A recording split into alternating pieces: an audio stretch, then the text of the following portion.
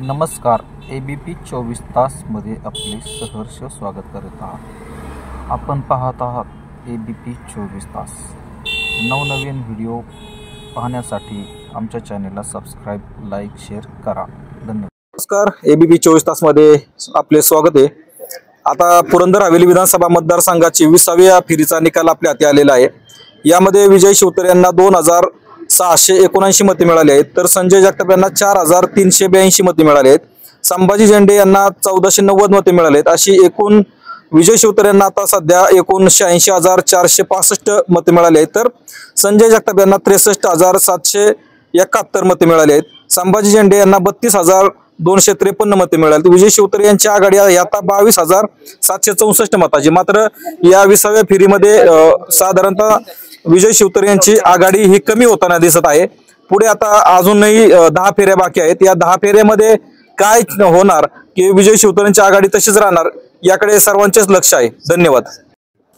उमेश नारायण जगताप 21, 2 विजय बापू शिवतारे 2679, 3 सूरज भोसले 25, 4 संजय जगताप 4382, 5 संभाजी झेंडे 1490, 6 उत्तम कामथे 17, 7 कीर्ती माने 5, 8 सूरज घोरपडे 5, 9 संजय निगडे 3, 10 अतुल महादेव नागरे 4, 11 अनिल गायकवाड 1, 12 डॉक्टर उदयकुमार जगताप 8, 13 पवार विशाल अरुण 12, 14 महादेव खेंगरे 4, 15 शेखर कदम 11, 16 सुरेश दादा वीर 8, 17 नोटा